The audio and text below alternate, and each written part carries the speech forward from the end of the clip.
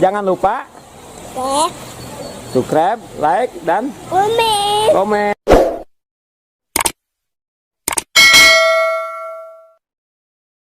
Assalamualaikum warahmatullahi taala wabarakatuh. Rabbi shrah li sadri wa yassir li amri wa hlul 'uqdatam min lisani yafqahu qawli. Amma ba'du. Allahumma sholli ala sayyidina Muhammad wa ala ali sayyidina Muhammad kama shallaita ala sayyidina Ibrahim wa ala ali sayyidina Ibrahim. Wa barik ala sayyidina Muhammad wa ala ali sayyidina Muhammad kama barakta ala sayyidina Ibrahim wa ala ali sayyidina Ibrahim fil alamin innaka Hamidum Majid. Alhamdulillah wa syukurillah wa kita panjatkan puji dan syukur kehadirat Allah Subhanahu wa taala. Salawat dan salam semoga dilimpahkan pada junjungan kita Nabi Muhammad sallallahu alaihi wasallam. Hari ini berjumpa lagi dengan TBAD Channel di awal tahun 2021. Insya Allah pada tahun awal 2001 ini kita awali lagi dengan santunan ke anak yatim. Insya Allah kita untuk tahap 1 kita berikan lagi 40 anak yatim karena masa pandemi yang tidak mungkin mengumpulkan keseluruhan anak yatim sekaligus. Nanti seperti biasa kita akan membagikannya di majelis tempat pengajian keluarga. Insya Allah pembagian ini mudah-mudahan tidak dijadikan riya ya dan satu kesombongan, karena tujuan saya mempublikasikan santunan ini bukan untuk sombong atau pengen viral dengan menggandeng anak yatim, tapi ini hanyalah satu ajakan untuk rekan-rekan untuk memaksimalkan hidup kita yang hanya sementara dan tidak lama di dunia ini supaya bermanfaat untuk orang banyak, terutama anak yatim, karena anak yatim itu adalah titipan ya yang memang harus kita rawat. Oke, juga mudah-mudahan untuk rekan-rekan yang selalu menonton channel ini sampai dengan selesai dan tanpa skip iklan, karena dari iklan ini ada donasi untuk anak-anak yatim yang saya asuh. Semoga amal ibadah para sahabat YouTuber, subscriber, juga amal ibadah yang selalu mensupport anak yatim saya diterima Allah Subhanahu wa taala dan dilimpahkan rezekinya, dilimpahkan miliknya, diberkahkan hidupnya, dimajukan usahanya, dilancarkan segala jenis urusan dunia dan akhirat. Akhirul kalam, kita lanjut nanti di bawah saat pembagian anak ya, pembagian santunan anak yatim. Semoga Allah selalu memberkahi kita semua. Mungkin pembukaan dari saya hanya seperti ini aja, dan untuk rekan yang ingin membantu donasi silahkan bisa hubungi kontak WA saya yang nanti saya tulis di bawah.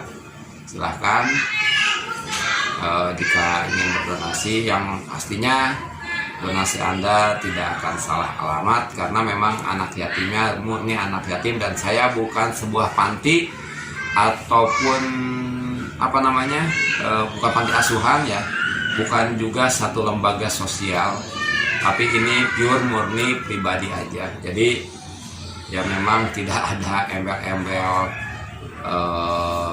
pengurus atau lain-lain. Oke bro dan para sahabat, kita ikuti selanjutnya pembagian sedekah anak yatim. Semoga kita semua menjadi orang yang bermanfaat. Ikuti terus kita di bawah. Nah ini Mang Ajum sekarang nih yang saya tugaskan untuk untuk pengamplopan. Dan yang di sebelah sana ini bidadari surga dan malaikat tak bersayap yang saya punya. Kata sih dijual Pak. Dijual dua. Alhamdulillah wassallallahu wa bihi nasta'inu ala umuri jawadin wa ala rabbana la tu'minin. Rabbi sadri wa yassir li amri wa hlul 'uqdatam min lisani yafqahu qawli. Amma ba'du. Allahumma sholli ala sayyidina Muhammad wa ala ali sayyidina Muhammad kama shallaita ala sayyidina Ibrahim wa ala ali sayyidina Ibrahim wa barik ala sayyidina Muhammad wa ala ali sayyidina Muhammad kama barakta ala sayyidina Ibrahim wa ala ali sayyidina Ibrahim fil alamin innaka Hamidum Majid. Alhamdulillah wa syukurillah, pada kesempatan kali ini di awal tahun 2021 ya, kita kembali bisa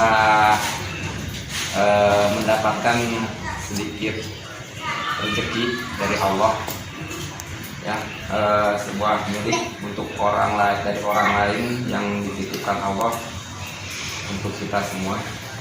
Dan untuk kali ini kebetulan Bu Haji Kokom lagi ada pengajian ya, jadi beliau tidak bisa hadir untuk membagikan. Jadi untuk kali ini saya langsung bagikan aja sesuai dengan kupon yang saya sudah. Yang pertama, nanti kalau saya lupa tolong ingatkan. Yang pertama, ketika Nabi masuk ke dalam surga, maka kemudian Nabi melihat imra'atan badaratsni, ada seorang perempuan yang ingin mendahului saya, ingin melomba saya masuk surga. Maka dari hadis ini dapat disimpulkan bahwa yang pertama masuk surga itu laki-laki apa perempuan? Perempuan, bukan laki-laki. Tapi yang masuk pertama laki, Nabi. Tapi di antara umatnya yang masuk surga pertama adalah perempuan. Dan Nabi bertanya, kamu siapa? Maka perempuan itu menjawab, saya adalah orang yang menyantuni anak. Seorang perempuan, suaminya sudah meninggal, tapi pada saat foto acara wisuda anaknya, lalu tukang moto nanya, Bu, suaminya mana? Kata si ibu, suami saya sudah meninggal 20 tahun yang lalu. Loh, kok sekarang bisa tetap bertahan? Karena saya tidak pernah merasa suami saya itu meninggal. Walaupun kami sedang buka bersama, seolah-olah papa ikut makan sama kami. Walaupun kami sedang wisuda, nggak kelihatan orangnya, tapi seolah-olah dia bersama kami. Makanya sekarang sudah disurvei, angka janda lebih banyak daripada duda. Kenapa? Karena duda biasanya begitu istrinya meninggal langsung mati. Tapi ibu-ibu bisa bertahan menyantuni anak yatim. Tapi ibu yang sudah menikah lagi, jangan minta cerai pulang dari pengajian ini. Tetap jaga santuni anak yatim. Ibu-ibu santuni anak yatim. Ya, ana wa kafilul yatim. Aku dan orang yang menyantuni anak yatim, kahataini fil jannah, seperti ini dekatnya dalam surga. Setiap diusap kepalanya, maka setiap helai rambutnya hasanat. Kalau kita doa Rabbana atina fid dunya hasanah, satu. Tapi dalam hadis itu dikatakan setiap helai rambutnya hasanat, kebaikan.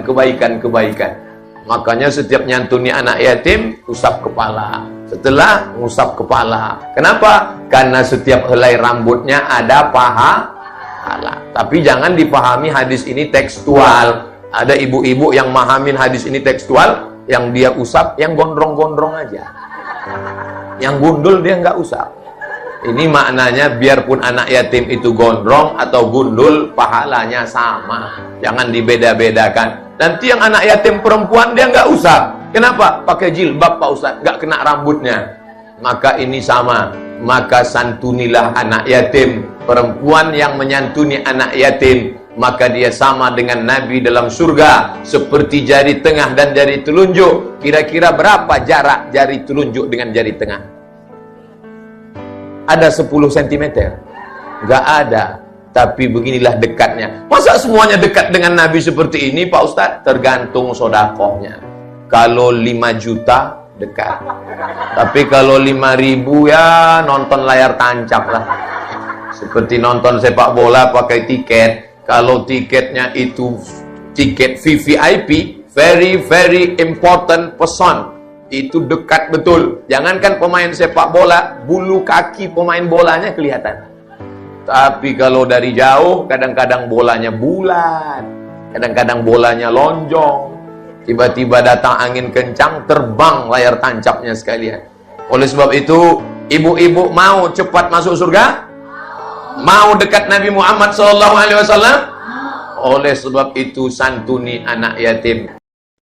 Yang kedelapan, termasuk kelompok dosa besar, aklu malil yatim, makan harta anak yatim. Kadang-kadang ada orang mengeksploitir loh nasib anak-anak yatim. Karena biasanya para dermawan peka kalau mendengar nasib yatim, memberikan santunan. Si yatim belum makan, yang ngurusin udah pada kenyang. Mengeksploitir, memakan harta anak yatim termasuk dosa yang sangat besar. Sehingga Nabi pesan, ana wa kafilul yatim kahataini yaumal qiyamah. Aku dan orang yang menyantuni anak yatim seperti dua jari ini di hari kiamat. Rumah yang paling dimuliakan Allah adalah rumah yang di dalamnya ada anak yatim yang hidupnya dihormati, hidupnya disantuni, keperluannya dicukupi. Maaf saja, tahap kita menyantuni anak yatim ini baru tahap setahun sekali. Kalau Muharram kita agungkanlah, kita besarkan. Lebaran yatim katanya. Kita kumpulkan dana, kita usap kepala yatim, kita kumpulkan beras, kita bagikan hari itu. Perkara bulan depan kelaparan, kita tutup kuping. Perkara bulan berikutnya dia kelaparan, kita masa bodoh. Bahwa di bulan Muharram kita santuni yatim piatu itu sudah baik. Tapi akan lebih baik lagi kalau kita sanggup menjadi bapak asuh mereka, memikirkan sekolah mereka, ada kontinuitas. Kalau mereka diasuh oleh orang lain, lalu bertukar agamanya, berpindah akidahnya, kita ngomel habis-habisan. Tapi kita ada kemampuan, kita tidak mau berbuat semacam itu. Ya sama juga bohong namanya. Saudara-saudara kaum muslimin rahimakumullah. Orang yang menyantuni yatim mendapat pahala besar. Tapi orang yang mengkorup harta anak yatim, dosanya juga sangat besar. Berhati-hatilah kalau kita diberikan kepercayaan oleh masyarakat untuk mengurus anak-anak yatim. Karena pahalanya besar, resikonya juga besar. Untuk kali ini kita pembagiannya singkat aja karena kita tidak ada pengajian atau apa hari ini. Terus juga nanti mudah-mudahan bulan berikut dan bulan berikutnya kita selalu bisa menyantuni anak yatim. Kenapa? Karena anak yatim itu adalah satu kewajiban buat yang mampu untuk merawat mereka. Untuk kali ini saya menggunakan kupon, bukan apa-apa, jadi untuk pendataannya lebih mudah dan lebih meringankan juga, karena biar tidak bertumpang tindih dengan periode yang selanjutnya. Untuk itu saya menghimbau untuk rekan-rekan yang memang mampu, mari maksimalkan hidup kita, mari manfaatkan hidup kita agar hidup kita semakin bermanfaat untuk orang banyak dengan cara menyantuni dan menyayangi, juga menjaga anak-anak yatim. Jangan pernah menghabis anak yatim, karena jika Anda untuk anak yatim maka neraka akan menanti Anda. Tapi jika Anda menyayangi anak yatim, maka insya Allah surga dan keberkahan akan menghampiri Anda. Saya TPAD Channel mengucapkan terima kasih. Wabillahi taufiq wal hidayah. Wassalamualaikum warahmatullahi taala wabarakatuh. Amen. Dadah.